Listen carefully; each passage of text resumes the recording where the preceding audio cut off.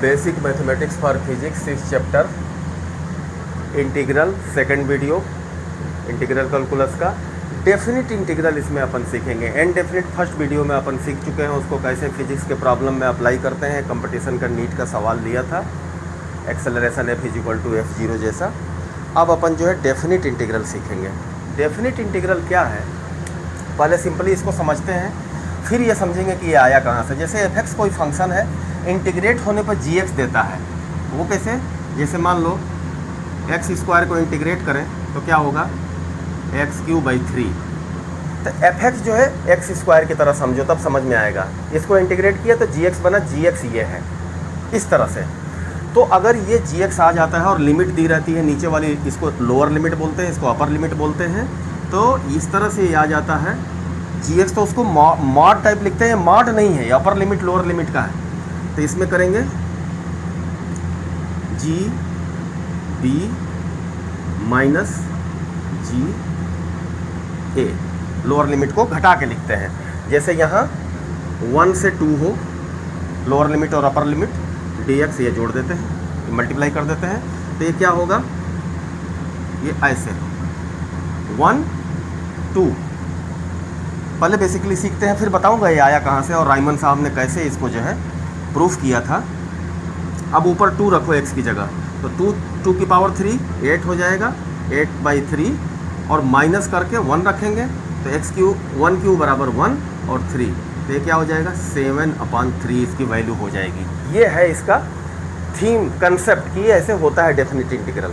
अब ये आया कहाँ से, इसकी ज़रूरत क्या पड़ गई फिजिक्स में या मैथ में। मैथ भी तो फिजिक्स को ही डील करता है, और पहले फिजिक्स जैसे मैं कई बार बता चुका हूँ, फिजिक्स जैसी कोई सब्जेक्ट नहीं था, ये मैथमेटिक्स में ही डील किया जाता था। तो देखो एक एग्जाम्पल से समझते हैं कि ये डेफिनेट इंटीग्रल की ज़रूरत कहाँ से पड़ी।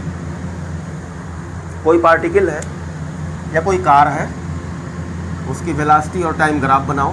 ये टाइम x एक्सिस पर और इस पर वेलोसिटी v, टाइम t और वेलोसिटी v y एक्सिस पर। अब ये कहा जाए कि अगर ये जैसे 20 मीटर पर सेकंड है, ये वाला पॉइंट 20 मीटर पर सेकंड, और ये 1 second 2 second 3 second 4 second 5 second 5 second तक ये 20 से ही चलती है। तो ये टाइम कितना भी बढ़ता जाएगा, वेलोसिटी उतनी ही रहेगी। और पूछा जाए कि 0 सेकंड से टाइम t = 0 से 5 तक, 5 सेकंड तक कितना मीटर ये डिस्टेंस कवर किया इसने, तो अपन क्या करेंगे, सीधे 20 में 5 से मल्टीप्लाई करते हैं, यानी इस रेक्टेंगल का एरिया निकालते हैं। VT ग्राफ का area velocity versus time graph का एरिया ही है, क्योंकि ये वाला कोऑर्डिनेट 20 है और ये वाला कोऑर्डिनेट 5 सेकंड है और ये मीटर पर सेकंड है। डायमेंशनली भी देखो, मीटर पर सेकंड में 5 सेकंड से मल्टीप्लाई करेंगे तो सेकंड कैंसिल हो जाएगा, केवल 20 मीटर जो इसके द्वारा कवर्ड डिस्टेंस 100 मीटर को इंडिकेट करेगा। ये समझने के लिए ज़रूरी है। तो ये तो था सिंपल वेलोसिटी, सिंपली वेलोसिटी जो बदल नहीं रही थी, कांस्टेंट थी। अगर ये बदलती है तब क्या होता है, चलो इसको मिटा के अब जो है बदलती हुई वेलोसिटी को बताता हूँ।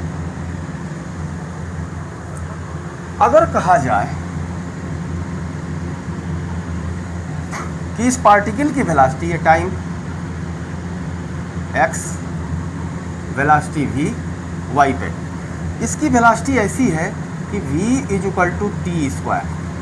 अब देखो क्या होगा, 0 पर क्या होगा, टाइम t 0 पर वेलोसिटी 0, 1 पर 1, 2 पर थोड़ा और बढ़ जाएगी 4, फिर 9, फिर 16, ऐसे जाएगी, ऐसे। ये सीधी लाइन नहीं है, ये पैराबोलिक होगी। जहाँ ये t² आ गया, y coordinate versus x coordinate के स्क्वायर में है, तो अपने आप 0 से जाएगा। पैराबोला में मैं पढ़ाया था, पैराबोला का कॉन्सेप्ट बहुत ज़्यादा जगह यूज होता है। अब इसमें कहा जाए, अब यहाँ पर वेलोसिटी क्या थी, 1 सेकेंड पर ये 1, 2 पर ये यहाँ थी 4, और ये 3 पर 9, इसी से मिलेगा। 4 पर 16। देखो अब इसमें तमाशा क्या हो रहा है। अब इस एरिया को हम कैसे निकालेंगे, ये ना तो क्वाड्रिलेटरल बन रहा है, ना ट्रायंगल बन रहा है। ट्रायंगल है ही नहीं, क्योंकि ये सीधा नहीं है। देखो ये अजीब तरह से कर्वेचर ले रहा है, जैसे जैसे टाइम बढ़ रहा है अजीब उठता जा रहा है ये। तो ऐसी समस्याओं को हल करने के लिए डेफिनेट इंटीग्रल की ज़रूरत पड़ी, और उसको अपन प्रूफ करके भी देखेंगे कि कैसे ये आ जाता है। क्या किया, न्यूटन साहब ने ढूंढा था कैलकुलस में इंटीग्रल को। पढ़ने से ये लगता है कि अपने को डिफरेंशियल पहले आना चाहिए समझ में, तब अपन इंटीग्रल कर पाएंगे, लेकिन वो एक ऐसे महान आदमी थे कि पहले इंटीग्रल ढूंढा था उन्होंने, क्योंकि लिमिट का कंसेप्ट दोनों में मैं बताया था होता है ये अप्लाई, तो इसको लिमिट के कंसेप्ट से उन्होंने ढूंढ लिया था। कैसे, एक सिंपल सा एग्जांपल लेते हैं।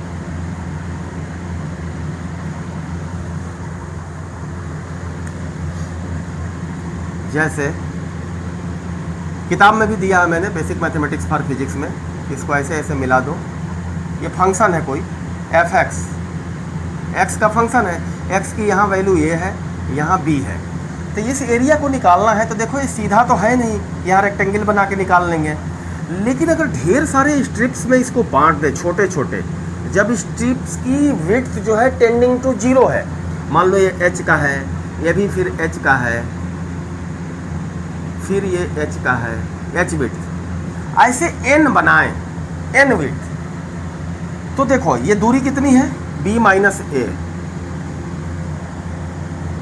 और एन स्ट्रिप ऐसे बनाए हम ये खंड, तो एन से डिवाइड करेंगे तो आएगा क्या, ये एन, थोड़ा एन और एच में कंफ्यूजन सा लगता है, एच बड़ा लिख देता हूँ, एच ऐसे, ये एन है। तो ये टोटल जो डिस्टेंस है एक्स एक्सिस वाली, उसको हमने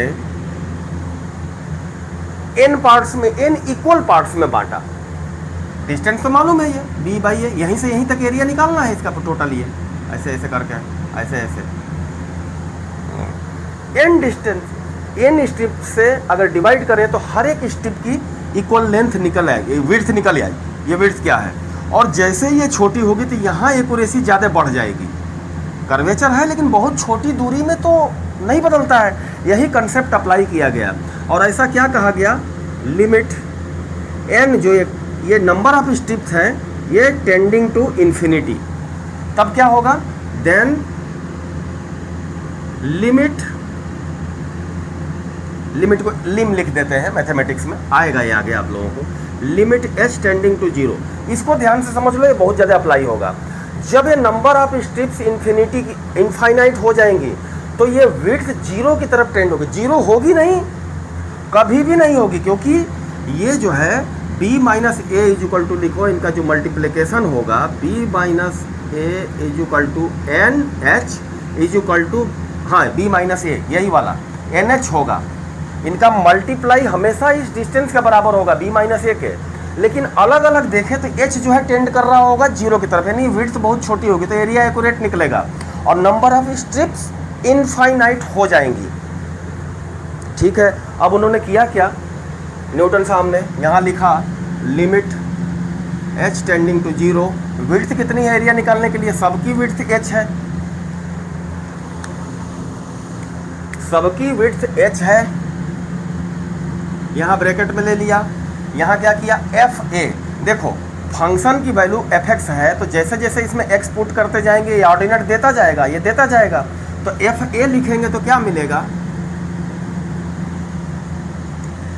यहाँ का कोऑर्डिनेट एक्स कोऑर्डिनेट ए है, तो जैसे फंक्शन में पुट करेंगे तो ये हाइट मिल जाएगी ऑर्डिनेट, और उसी में एच से मल्टीप्लाई करेंगे तो ये छोटा सा एरिया निकल आएगा।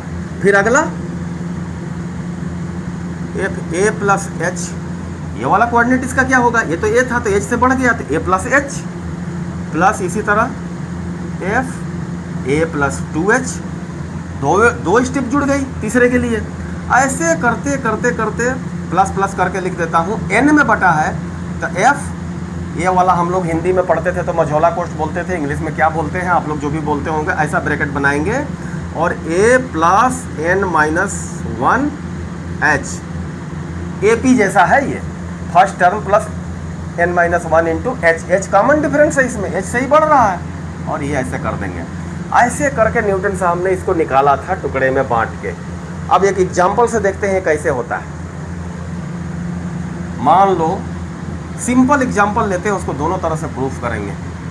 ये हो गया, अगर जो है वेलोसिटी टाइम t पर लीनियर डिपेंडेंट हो, लीनियर डिपेंडेंट किसको कहते हैं,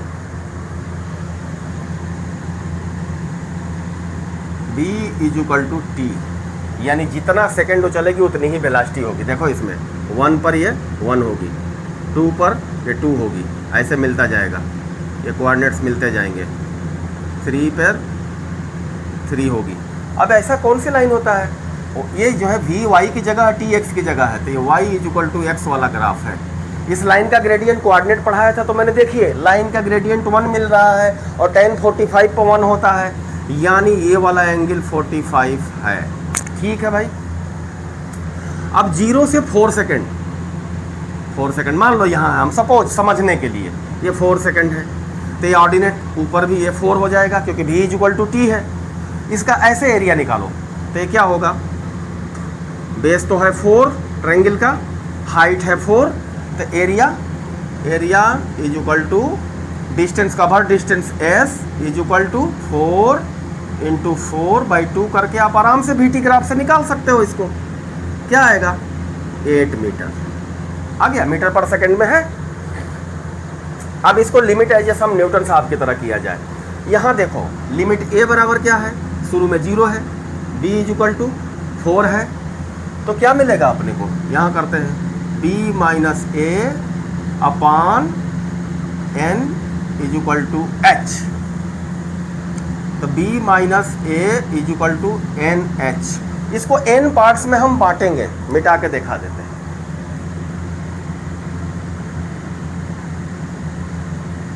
n इक्वल पार्ट्स में, और प्रत्येक पार्ट की विड्थ जो होगी h होगी, h हमने माना है जब h टेंडिंग टू 0 ऐसे ऐसे ऐसे ऐसे ऐसे ऐसे ऐसे ऐसे ऐसे बहुत ही स्मॉल विड्थ के ये एलिमेंट्स लिए और उनकी टोटल नंबर और उनकी विड्थ को मल्टीप्लाई करें तो b माइनस ए आएगा, और b माइनस ए यहाँ क्या है 4 माइनस 0 इज इक्वल टू 4। इसको रख लो एक जगह एकदम से जमा के। अब क्या होगा, अपन क्या करें, total distance s is equal to limit h tending to 0 और h विड्थ से मल्टीप्लाई करेंगे ही। देखो क्या आएगा, पहला f0 रखो, यानी v यहाँ t 0 रखोगे तो क्या आएगा f0 पर 0 प्लस 0 प्लस h, तब ऑर्डिनेट क्या आएगा, ये विड्थ से तो हम ऑलरेडी सब में मल्टीप्लाई कर रखे हैं, कॉमन ले रखा, सब में मल्टीप्लाई मारेगा, तो ये 0 प्लस h आएगा, plus 0 plus 2h plus plus plus plus plus n minus 1 h। लो भाई अब क्या करें, h को कॉमन ले लो, 0 पर से भी कॉमन आ जाएगा, या छोड़ो 0 को हटा दो, मतलब ही नहीं है इसका। लिखो इसको limit h tending to 0 h, और h और कॉमन ले लो तो ये h स्क्वायर हो जाएगा। अंदर क्या बचा 1 plus 2 plus 3 plus plus plus n minus 1। अब देखो ये अर्थमेटिक सीरीज है जिसमें पहला टर्म 1 है, यानी n माइनस 1 टर्म तक नेचुरल नंबर को जोड़ना है। इसमें n टर्म नहीं है, n माइनस 1 है, ये ध्यान देना। पहला ये है, दूसरा ये है, 2 पर 2 3 पर 3, तो n माइनस 1 मतलब कॉमन डिफरेंस 1 है और total number of terms n minus 1 है। तो इज इक्वल टू करो भाई, h स्क्वायर यहाँ ले ले, is equal to limit h tending to 0 h square, और अंदर लिखो n माइनस 1 टर्म के लिए लिखेंगे जैसे n/2 होता था, इसमें n माइनस 1/2, और इसमें फर्स्ट टर्म क्या है, first term plus last term n minus 1 आ गया, ये n हो गया, n/2 that is equal to h square n minus 1/2 और इंटू n।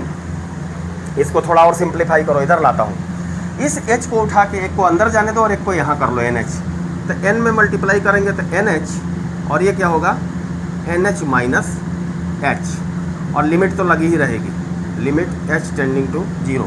अब n टेंडिंग टू 0 है, h टेंडिंग टू इन्फिनिटी है, लेकिन nh हमेशा 4 है, तो हर जगह nh की जगह 4 रख देंगे और ये h को 0 अब हम कर सकते हैं। तो that is equal to, sorry ये बटन बाई 2 भी तो है, यहाँ बाई 2 है, तो 4/2 अंडर ब्रैकेट 4 माइनस 0। ये अब दिखने लगा है कि डेफिनेट इंटीग्रल को लिमिट एज ए सम इसको बोलते हैं। मैथमेटिक्स ग्रुप वाले जिनको जेई करना है, जिनके 11th 12th में मैथमेटिक्स होगा, इसको बिल्कुल नहीं छोड़ेंगे, क्योंकि बोर्ड में ऐसा सवाल पूछ देता है जिसको डायरेक्ट इंटीग्रल से आप नहीं निकाल सकते, नंबर नहीं देगा। इससे ही सीखना है। बायो वाले भी सीखें, कंसेप्ट क्लियर होगा, वाइड होगा और वो घबराएंगे नहीं सवालों को देख के। तो ये देखो क्या हो जाएगा, 4 चौके 16 बटा 2 8, 8 मीटर ये आ गया। और वहाँ भी अपन निकाले थे ट्रायंगल के एरिया से, वो भी 8 मीटर। ये है लिमिट एज ए सम से इंटीग्रल को निकालना। अच्छा, यही चीज़ अगर v इक्वल टू टी में, v इक्वल टू टी में अपन इंटीग्रेट करके अपर और लोअर लिमिट को रख दें, तब क्या हो रहा है देखो। v इक्वल टू टी दिया हुआ है, v क्या होता है dx by D T equal to T, तो dx equal to T D T, ये आएगा, इससे आएगा। अब यहाँ डेफिनेट इंटीग्रल लगाते हैं। अब इसे दोनों तरफ डेफिनेट इंटीग्रल लगा दें। यहाँ शुरू में इनिशियल पॉइंट पर थी और मान लो बाद में ये s डिस्टेंस कवर करती है यहाँ तक जो आती है, तो और यहाँ टाइम क्या हो रहा है, टाइम 0 से 4 यही लगा है।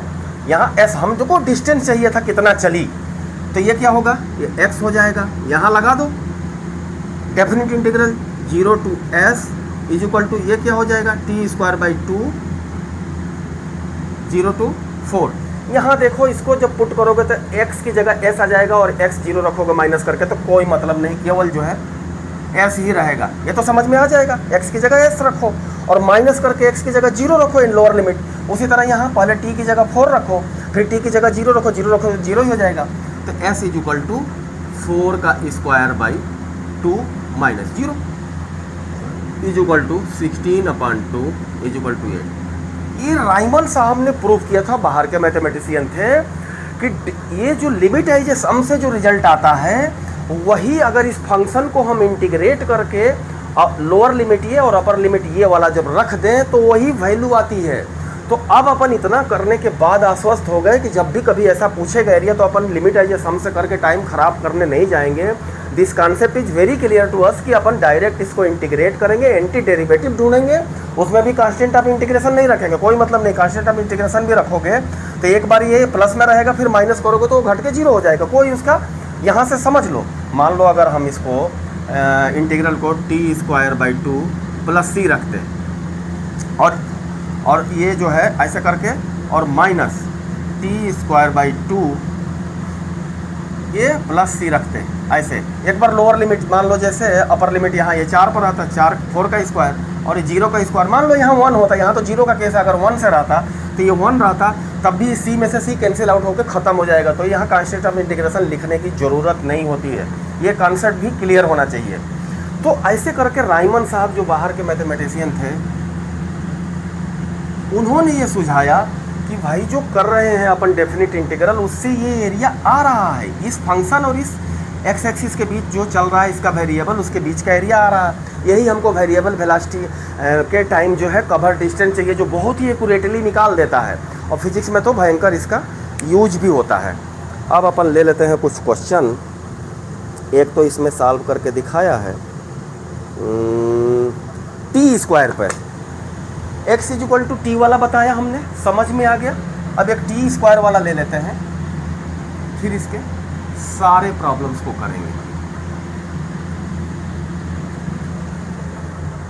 देखो, अगर velocity v equal to time t है और ये वेलोसिटी v है, और ये फिर पैराबोला जाएगा क्योंकि v equal to T square इस केस में दिया हुआ है, और पूछ रहा है t इक्वल टू 1 से t इक्वल टू 5 तक ये डिस्टेंस कवर डिस्टेंस कितनी होगी। तो यहाँ भी देखो लगाते हैं अपन, लिमिट है जो सम से करना है, तो b minus A equal to 5 minus 1 equal to 4 आया, यहाँ मिल गया। और f1 पहला वाला इक्वल टू क्या है भाई, टी स्क्वायर 1 का स्क्वायर 1, f1 प्लस h, वही बिट्स बढ़ी है h से, इक्वल टू 1 प्लस h का स्क्वायर।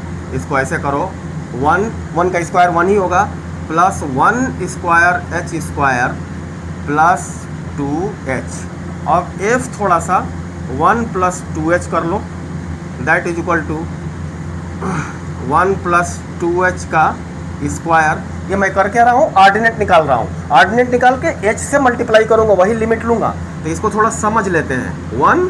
1 का स्क्वायर 1 प्लस यहाँ हो जाएगा 2 square h square plus 4h हो जाएगा। 2h 1 इंटू 2 इंटू 2 4h हो जाएगा। अब ये थोड़ा सा एक और लिखेंगे फिर 1 plus 3h is equal to, direct लिख देता हूँ 1 का square 1 plus 3 square h square plus 6h। nth का क्या होगा, लास्ट वाला यहाँ के पास वाला nवां स्ट्रिप की ऑर्डिनेट कितनी होगी, 1 प्लस n माइनस 1 का 1 h। ये क्या होगा, 1 का स्क्वायर 1 प्लस n माइनस 1 का स्क्वायर h स्क्वायर, ये हो गया प्लस 2 n माइनस 1 h। अब देखो यहाँ से एक पैटर्न मिलेगा अपने को। डिस्टेंस कैसे कवर करेंगे, limit distance s is equal to limit s is equal to limit h tending to 0, ये h पहला टर्म लिखो 1 plus 1 square h square plus सभी स्क्वायर को ले लेते हैं 2 स्क्वायर h स्क्वायर प्लस इसको कंसाइज करके लिख देता हूँ n माइनस 1 का स्क्वायर और h स्क्वायर। एक तो ये मिला n माइनस 1 टर्म तक। फिर दूसरा क्या रहेगा, प्लस 2h कॉमन ले लें तो क्या होगा 1 प्लस 2 प्लस 3, 2h यहाँ से भी कॉमन लेंगे इसके स्क्वायर में तो वो आ जाएगा n माइनस 1, ऐसे 2h बाहर आ गया। तो ये किताब में भी हमने किया है, थोड़ा कॉन्सेप्ट से इसको समझ लीजिए। इसी एक्सपेंशन को रीअरेंज करके लिख रहा हूँ 2h 4h 2 माइनस 1 nh, 2 बाहर है n माइनस 1 तो 2h जब यहाँ से भी कॉमन लेंगे 2h बाहर आ गया तो n माइनस 1 ये बचेगा। अब क्या मिल रहा है अपने को, s is equal to limit h tending to 0।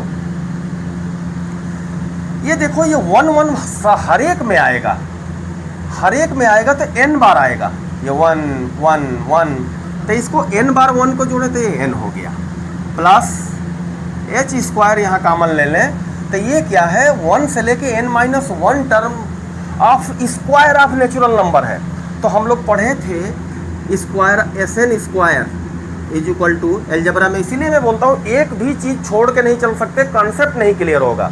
Algebra में इसीलिए पढ़ाया था और वो डेरिवेशन फिर से नहीं करूँगा, एलजेब्रा की वीडियो में और बुक के एलजेब्रा वाले पार्ट में जाके देखिए इसको और खुद से डेराइव करिए, केवल देख के याद मत करिए। n प्लस 1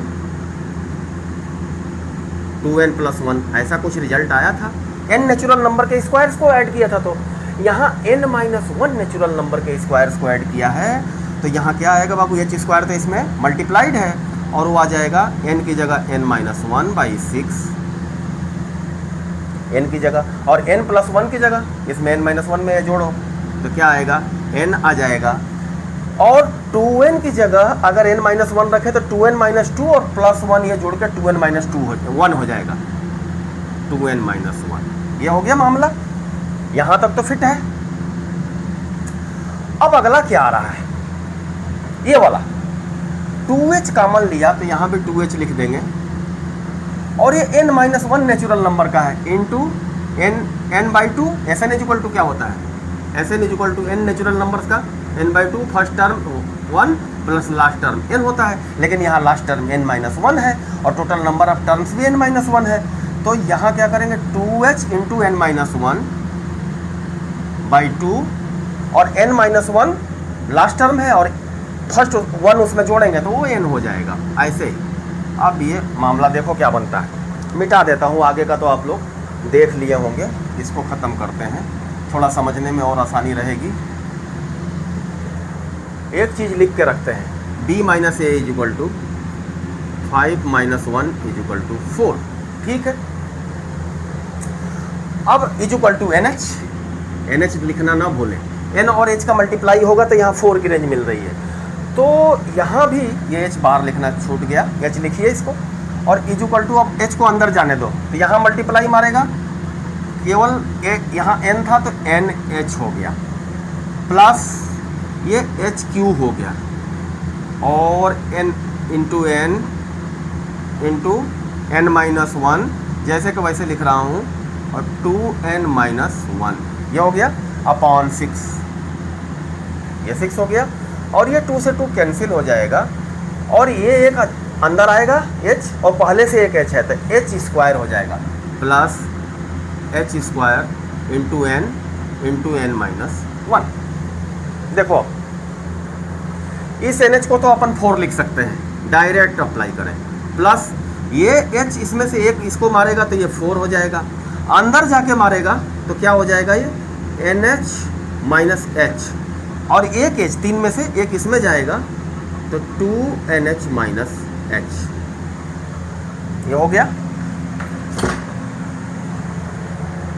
ये H को 3 पार्ट किया, एक H से इसमें मल्टीप्लाई किया, दूसरे से इस ब्रैकेट में किया, तीसरे से इस ब्रैकेट में किया, तो इस पहले इसमें किया तो NH इक्वल टू ये 4 सीधा दे दिया, ये भी NH 4 देगा, अंदर भी ये NH भी 4 देगा। ऐसे अभी आगे बढ़ते हैं, अपॉन 6 प्लस ये एक NH हो जाएगा, एक H इसमें मारेगा, एक अंदर जाएगा, तो अंदर क्या हो जाएगा, NH माइनस H। देखो इंटीग्रल में लिमिट कैसे अप्लाई होती है वो बता रहा हूँ। अब यहाँ इज इक्वल टू, ये लिमिट तो रखेंगे ही ना, लिमिट नहीं छोड़ेंगे, एक्सटेंडिंग टू 0 है। देखो ये NH बराबर तो 4 हो जाएगा, लेकिन ये सिंगल H तो 0 हो जाएगा, और ये भी जो है 0 हो जाएगा, यहाँ भी 0 हो जाएगा, क्योंकि अब लिमिट अप्लाई होगी, अब लिमिट अप्लाई होगी, कहीं कोई कंफ्यूजन नहीं रहेगा। इज इक्वल टू 4 प्लस ये 4 4 इंटू 4 इंटू 2 8, और इसका बटा 6 है, अपॉन, बटा हम हिंदी में बोल देते हैं उसको, अपॉन समझें, दैट इज इक्वल टू ये 4 और ये 4 इंटू 4। लो भाई इसको काट लेते हैं थोड़ा, ये 2 बचेगा और ये 3, अब ये 8 जा 64, और ये 4 जा 16, क्या करें यहाँ लिख लेते हैं, ये 4 है तो इसके नीचे 3 लाने के लिए सब में 3 लाते हैं, तो ये 4 से मल्टीप्लाई करेंगे तो 12/3 हो जाएगा, प्लस 8 जा 64/3, प्लस अब यहाँ 3 करने के लिए 4 चौके 14, 48/3। कुछ गलत तो नहीं हो रहा है, n/2 था यहाँ, ये कट गया था, ठीक है, 2h से, ठीक है। अब देखते हैं कितना आ रहा है, 64 में जोड़ेंगे तो ये 6 और 76 और 48 जोड़ें, 8 6 14 हाथ में लगा, 1 7 4 11 12, 124/3 आ रहा है कुल इसका रिजल्ट जो है, इसको सिंप्लीफाई करने पर 124/3 124/3 कवर डिस्टेंस 1 सेकेंड से 5 सेकेंड तक। अब रायमन साहब ने जो कहा था वो अपन देख लेते हैं, अपर लिमिट लोअर लिमिट लगाएं यहाँ। उन्होंने क्या कहा था, S is equal to integral lower limit 1 upper limit 5 v dt, v को d टाइम के रेस्पेक्ट में इंटीग्रेट करके लोअर लिमिट जहां से पूछा था और अपर लिमिट तक करें तो, और ये क्या हो जाएगा, v की जगह क्या करें भाई, ये t स्क्वायर है, t स्क्वायर dt, फंक्शन तो ऐसे ही चल रहा है, तो इसको करो t3/3 5 और 1 रखो, 5t की जगह रखोगे तो 125 आएगा, इज इक्वल टू 125/3 तो ऐसे ही है, इसमें कोई t की पावर है नहीं, माइनस 1 रखोगे तो क्या आएगा 1/3। देखो क्या मिल रहा है भाई, 124/3। ये रिजल्ट देखना बराबर आ रहा है क्या, लिमिट एज ए सम से किया, बेसिक प्रिंसिपल ऑफ इंटीग्रेशन से, limit as a sum method से, और डेफिनेट इंटीग्रल से किया, दोनों टैली कर गए। यही रायमन साहब ने बोला था। तो ये सीख लेने के बाद फिजिक्स के प्रॉब्लम में हम डायरेक्ट इंटीग्रेट करके और इसको lower limit upper limit put करेंगे तो ये रिजल्ट इसका जो है आ जाएगा। आगे की कुछ सब एक एक्सपोनेंशियल पर दिया था, उसमें ज्योमेट्रिक सीरीज बनेगी, आप लोग खुद कर लेंगे। सारा कराऊंगा तो बहुत ज़्यादा टाइम लगेगा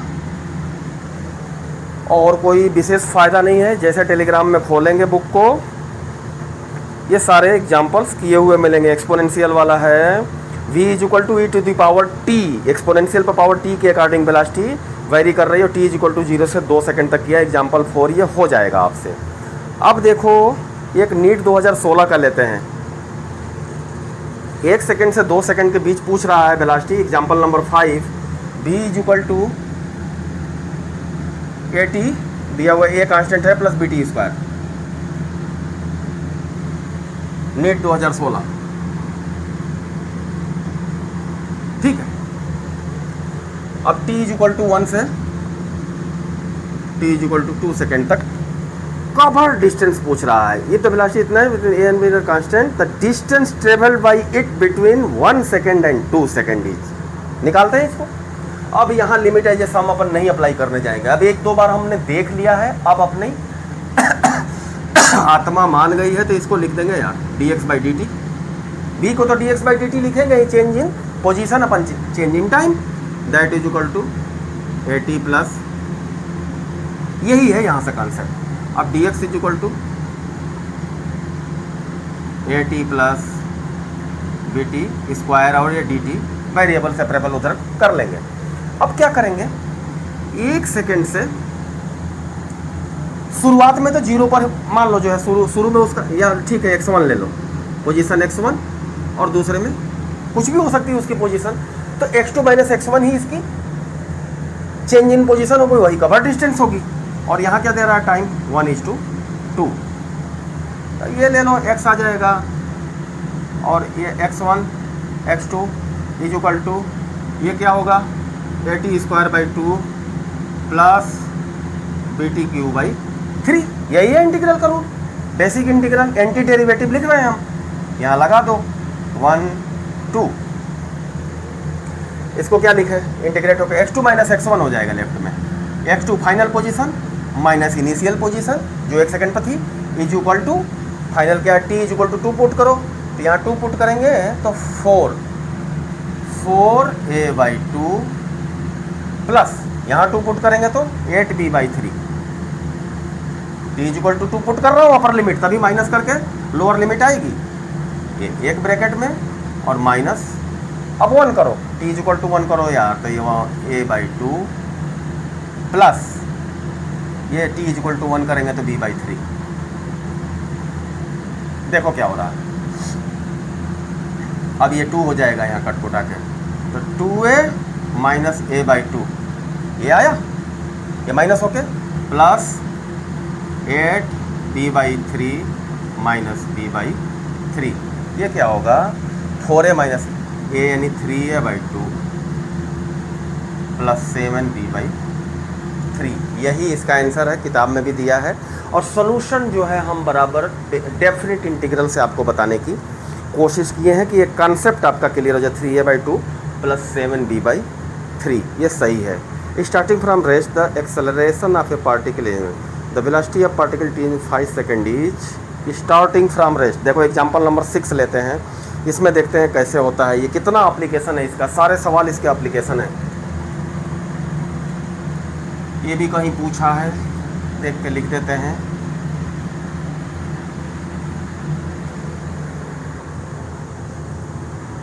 Rajasthan PET 2002, starting from rest, initial velocity इसमें 0 है। Starting from rest acceleration of particle, इसका acceleration a is equal to दे रहा है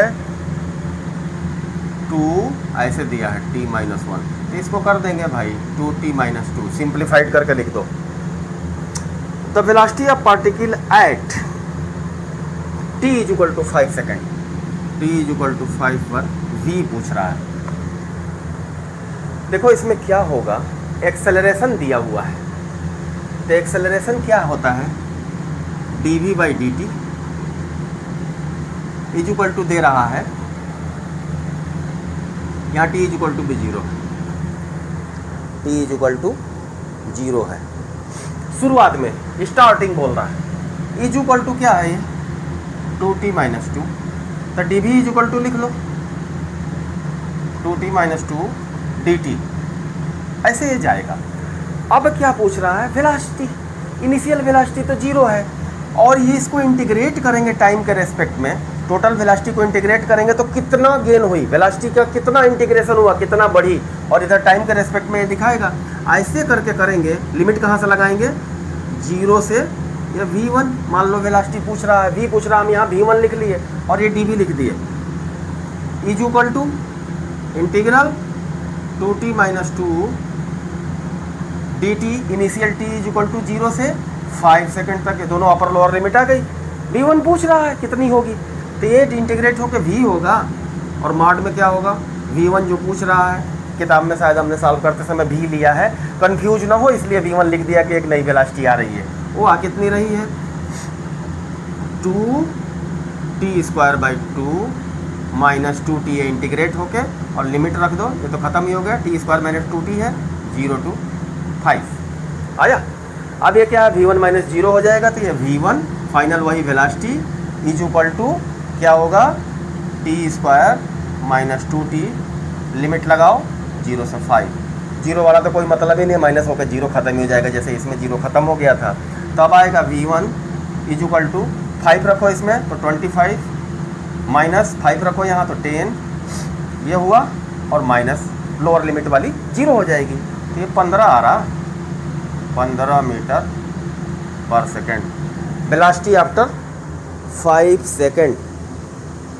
एक चीज़ और इसमें मैंने लिखा भी है किताब में कि आप ये देखो कि अगर इनिशियल वेलोसिटी कुछ होती तब क्या होता। ये तो गेन इन वेलोसिटी बता रहा है, इंटीग्रेट होके वेलोसिटी को इंटीग्रेट कर रहे होता। इनिशियल वेलोसिटी होती यहाँ कुछ, तब जो है v is equal to initial u plus 15 हो जाता 15, क्योंकि इनिशियल भी जुड़ती उतनी तो थी, बाद में तो इसने गेन किया है। तो ये कंसेप्ट भी शार्पली क्लियर होना चाहिए अपने दिमाग में। अगला क्या है, the motion of a particle is described by the equation u is equal to 80, the distance covered by particle in first 4 second and t is equal to 0 से 4 सेकेंड तक। इसे भी कर लेते हैं, किया है इसमें, कहीं पूछा है दिल्ली इंजीनियरिंग कॉलेज, DYQ के क्वेश्चन ज़्यादातर मैंने डाला है जिससे कॉन्सेप्ट क्लियर हो और एग्जाम से तारतम्य बना रहे कि अपन क्यों इसको सीख रहे हैं, क्यों पढ़ रहे हैं। कभी पीटी में पूछा है, कभी नीट में पूछा है। ये जो है जेई मेन और नीट दोनों लगभग सेम लेवल पे चलते हैं। u इज इक्वल टू 80, उसकी वेलोसिटी u का रिलेशन दिया है, a कांस्टेंट है, t टाइम है, वेरिएबल टाइम, तो वेलोसिटी उसकी बढ़ती जा रही है टाइम के हिसाब से, और इस रिलेशन के हिसाब से ये बढ़ रही है।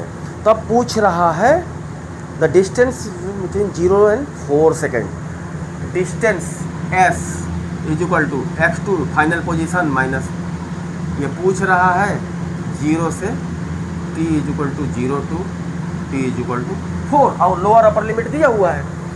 अब यहाँ क्या है, u इज इक्वल टू लिख देंगे अपन dx/dt, यही रिलेशन बनेगा। ये बनाना थोड़ा सीखना पड़ेगा कि कोई भी वेलोसिटी है तो क्या होगा, change in position upon change in time, differential calculus कहता है। अब dx इज इक्वल टू क्या हो जाएगा, at dt, ये थोड़ा पैरामीटर चलाना आना चाहिए, दोनों और इंटीग्रल लगा दो, लिमिट लगा दो। यहाँ क्या है, x1 पोजीशन पर थी, बाद में x2 चली गई, ये 0 थी और ये 4। अब इसको कर लो, अगर ये इसको इंटीग्रेट करोगे तो x2 माइनस x1 आएगा, पीछे वाले में भी किया, यही डिस्प्लेसमेंट है, final position minus initial position, और ये क्या होगा at²/2 मॉड ये लगा दो, लिमिट 0 to 4, 4 चौके 16/2, 8, 8a और माइनस 0, तो s displacement s is equal to 8a, यही आंसर भी है। हाँ ठीक है DC। अब क्या कौन सा सवाल करें, सारे करने से कोई फ़ायदा है नहीं, आप लोग इससे कर लोगे। मैं तो थोड़ा थोड़ा कंसेप्ट सिखाना चाह रहा था आप लोगों को। The velocity of particle at time t, the acceleration of a particle starting from rest, ये भी दिल्ली इंजीनियरिंग कॉलेज का है। क्वेश्चन नंबर 11 भी आप लोग कर लोगे। एक इसमें मज़ेदार क्वेश्चन है IIT 84 का, क्वेश्चन नंबर 12, ये बता देता हूँ थोड़ा सा, ये बड़ा ही बढ़िया कॉन्सेप्ट पर बनाया है। बुक का क्वेश्चन नंबर अभी डालता हूँ और इस क्वेश्चन को समझाता हूँ। क्वेश्चन नंबर है 12, एग्जाम्पल EX 12 है, इसी बुक का 12 नंबर क्वेश्चन इंटीग्रेशन में मिलेगा। ये IIT 84 में पूछा है। आईआईटी वाले सवाल तो बड़ा अच्छा बनाते हैं, जैसे एकदम कॉन्सेप्ट जो है निचोड़ के क्लियर हो जाए। A body is moved along a straight line by a machine delivering constant power. Constant power P हमने मान लिया, ये डिलीवर कर रही है, इससे एक बॉडी चल रही है, कोई पावर यानी वर्क डन पर सेकेंड उसका कांस्टेंट है। The distance move by the body in time T, distance moved S in time T, और ये इसके किस पावर के जो है प्रोपोर्शनल होगा, ये पूछ रहा है। P कांस्टेंट है, तो पावर इज इक्वल टू क्या होता है, वर्क अपॉन टाइम।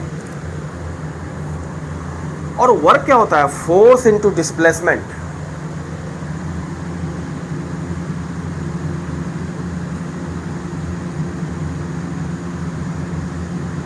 यहीं से इसका कॉन्सेप्ट बनेगा, अपॉन टाइम भी रहेगा। फोर्स को तो ऐसे ही रखो, डिस्प्लेसमेंट अपन टाइम क्या हो जाएगा, वेलोसिटी हो जाएगी। तो power P is equal to force into velocity P। ठीक है, फोर्स को भी तोड़ते हैं, मास इंटू एक्सेलरेशन होता है, न्यूटन्स लॉ में पढ़ाएगा, न्यूटन्स लॉ ऑफ ग्रेविटेशन में 9th-10th में भी पढ़ोगे आप लोग, ये आराम से आ जाएगा। F is equal to mass of that body into acceleration. तो ये भी कर लो, P is equal to M into A acceleration into velocity. और लो इसको थोड़ा देखो कैसे कैसे टूटता है, मास तो ठीक रहेगा, वेलोसिटी। अब ये dv/dt होता है एक्सेलरेशन, ये भी अपन जानते हैं, इंटू v। ठीक, m को इधर लाते हैं, P/m, और dt को भी थोड़ा इधर ट्रांसफर करते हैं तिरछा, इज इक्वल टू क्या होगा भाई, v dv। अब इसको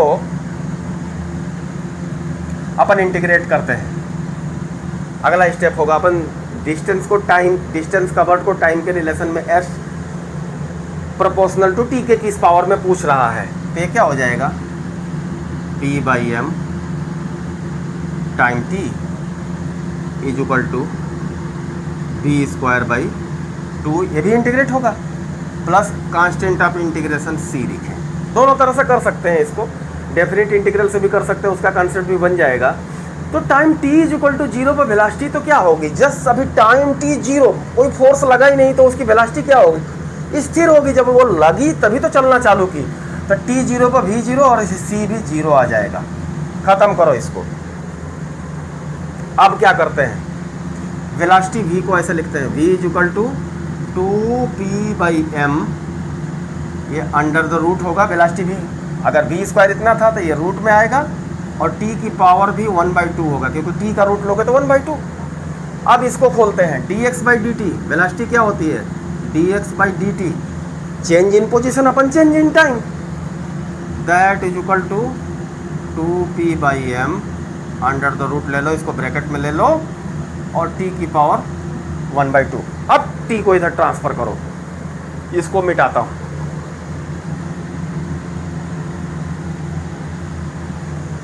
मिटाएंगे तो क्या मिलेगा भाई, dx इज इक्वल टू, ये देखो ऐसे लिख देता हूँ, ये 2p तो है अपन m, अंडर द रूट है, ये फिक्स क्वांटिटी है, पावर तो मशीन जो दे रही है, डिलीवर कर रही है, वो कांस्टेंट है, बॉडी का मास भी कांस्टेंट ही होगा, और t की पावर 1/2। दोनों और इंटीग्रल लगा दो और लिमिट लगा देंगे। क्या लिमिट लगाएंगे, क्वेश्चन में ही पूछ रहा है, the distance moved by the body in time t, in time t यानी 0 से t तक, ठीक है, और ये भी 0 से s तक, शुरू में 0 s तक ले लेते हैं, ऐसे कोई दिक्कत नहीं है, x1 x2 लेते तब भी उसका दोनों का डिफरेंस s ही आता, तो यहाँ s ले लो। ये क्या दिख रहा है आपने को, 2p/, बहुत ही कंसेप्चुअल क्वेश्चन है, ये तो कांस्टेंट ऐसा ही रहेगा। अब t की पावर क्या होगा, 1 बढ़ेगा, t की पावर 3/2 अपॉन 3/2 से करेंगे तो यहाँ 2/3 आ जाएगा। अपने को इससे मतलब नहीं हो, इसके बारे में तो बात ही नहीं कर रहा, वो ये बोल रहा है, ये यहाँ लिखते हैं t की पावर 3/2 कि ये किसके प्रोपोर्शनल है, इस कांस्टेंट को हटा के तो s यहाँ सीधे मैथमेटिकली दिख रहा है, proportional to power t time की पावर 3/2। यही आंसर है, और यही वो जानना चाहता है। देखो कैसे कैसे डिराइव होके आया, कितने कॉन्सेप्ट क्लियर हुए अपने को। मतलब डिफरेंशियल क्लियर होना चाहिए, डिफरेंशियल के लिए एक्सपोनेंशियल, अलजेब्रा सारा क्लियर होना चाहिए, तब जाके ये सवाल जो है कुछ जो है हिलते हैं और सही मुकाम तक इनके पहुंचा जा सकता है। ये है इसका मामला। अभी बीच के कुछ सवाल मैं छोड़ दिया तो वो खास नहीं, वो पढ़ने से ही समझ में आ जाएंगे। और इतना बता रहा हूँ और बुक लिखी गई है तो टेलीग्राम चैनल में आपको पढ़ना तो पड़ेगा, कोई ज़्यादा टाइम नहीं लगेगा, बड़े ही इंटरेस्टिंग है। और जैसे जैसे मैं बोल रहा हूँ लिखा भी ऐसे ही हो कि ऐसा क्यों हुआ, ये क्यों हुआ, सलूशन और वो उसका एक्सप्लेनेशन भी दिया हूँ। जैसे उसमें मैंने बताया कि इनिशियल वेलोसिटी 0 थी, अगर u होती तो u+15 होता पीछे के एग्जाम्पल में। तो ये कॉन्सेप्ट बनाते चलना है अपने को। अब क्या करें अपन, expression for moment of inertia देख लेते हैं कि और जो है डेफिनेट इंटीग्रल, एक तो डेफिनेट इंटीग्रल और लिमिट है, ये सम से इंटीग्रल निकालते हैं। रायमन साहब ने दोनों को सेम बताया था, वो समझ में आया अपने को इस वीडियो से। कॉन्सेप्ट बहुत ही क्रिस्टल क्लियर होना चाहिए और मैं पूरी कोशिश कर रहा हूँ। बुक के साथ जब वीडियो देखेंगे, बुक भी रखें, वीडियो देखें, तब जो है अच्छे से क्लियर होगा। मोमेंट ऑफ इनर्शिया होता क्या है, किसी एक्सिस के अबाउट होता है। जैसे मान लो ये ओरिजिन है और ये y डैश और y ऐसे, और यहाँ कोई बॉडी है ऐसे, इसमें एक मास है m1, एक है m2, एक है m3 और इसी तरह ढेर सारे हैं। अब देखो m1 की डिस्टेंस है यहाँ r1, m2 की डिस्टेंस है r2, m3, अभी तो हम 3 ही बनाए हैं, इसमें इनफाइनाइट होंगे और उनकी अलग अलग डिस्टेंस होगी। इस एक्सिस के अबाउट अगर मोमेंट ऑफ इनर्शिया पूछेगा तो उसका कंसेप्ट ये होता है कि इस एक्सिस के अबाउट पूछा है और ये कोई पॉइंट मास है, छोटे छोटे से मिलकर कैपिटल M बना है। तो मान लो ये केवल M हो और मोमेंट ऑफ इनर्शिया यार डिस्टेंस पर हो, तो इस एक्सिस के अबाउट जो है इसका mr² होता है moment of inertia. I m into mass into distance का स्क्वायर कर देते हैं, तो इसके about moment of inertia physics में डेफिनेशन दी गई है। अब ये क्या हेल्प करता है, ये सारा जो मोमेंट ऑफ इनर्शिया इसका होगा अलग अलग जोड़ने के बाद, तो I m1 r1 square plus m2 r2 square plus m3 r3 square, ये स्केलर क्वांटिटी है तो सीधे जुड़ जाती है, मोमेंट ऑफ इनर्शिया वेक्टर नहीं है। अब देखो इसकी हेल्प से अपन क्या करेंगे, कोई रॉड है उसका कैसे निकालेंगे। L लेंथ की रॉड है, मास उसका m है, तो मास जाहिर सी बात है वो डिस्ट्रीब्यूटेड होगा, ऐसे पूछता है और फिजिक्स में इसको अप्लाई करते हैं जरूरत पड़ती है। ऐसे है, देखो इसकी लेंथ है L, मास है m, तो पर यूनिट लेंथ मान लो L सेंटीमीटर है तो 1 सेंटीमीटर का कितना होगा, जाहिर सी बात है अगर लेमडा ले पर यूनिट लेंथ तो m/L होगा। मास को लेंथ से जब डिवाइड करोगे तो यूनिटरी मेथड कहता है, जो 6वीं 7वीं में अपन पढ़े थे, कि वो पर यूनिट लेंथ का मास आ जाएगा। ये ओरिजिन वो है, इसके अबाउट पूछ रहा है। तो मान लो x छोटा सा कोई डिस्टेंस लें, x डिस्टेंस पे dx एलिमेंट लें, dx इसकी ये है लंबाई, तो ये डेल dm इसका मास कितना होगा, छोटा सा, इतने दूरी में बदलेगा नहीं, that is equal to m dx/L, ये हो गया इसका मास। और इसकी डिस्टेंस कितनी लिया है हमने, x। तो अब ये छोटे से एलिमेंट का अगर मोमेंट ऑफ इनर्शिया निकालें तो di इज इक्वल टू क्या होगा, x², इस मास में m/L dx, ये हो गया मास, और इंटू x²। तो ये छोटा सा ये इस पोर्शन का moment of inertia about this axis आया। अब क्या करेंगे कि यहाँ से ये लंबाई तो टोटल ले लेते, लिमिट कहाँ से इसमें लगेगी, अब टोटल हमें चाहिए तो इसको, अब थोड़ा थोड़ा इंटीग्रल का कॉन्सेप्ट क्लियर हो रहा होगा कि छोटा सा ले लिए तो इसको यहाँ से यहाँ तक अगर अपन इंटीग्रेट कर दें तो टोटल का आ जाएगा, क्योंकि नहीं तो अलग अलग मासेज का अलग अलग डिस्टेंस है, वही तो काम ये कर रहा है।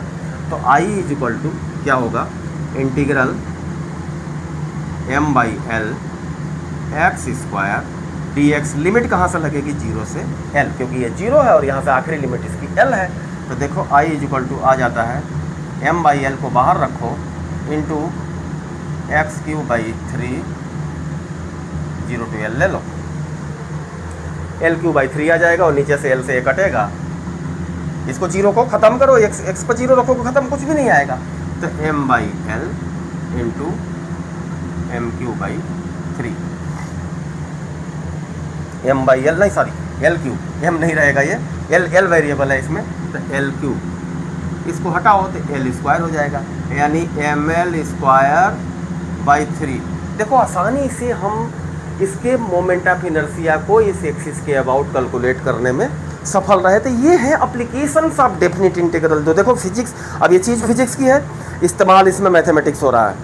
इसी तरह इसको बता देते हैं, अगर ये रॉड जो है आधी दाएं हो आधी बाएं हो तब क्या होगा, कम हो जाएगा।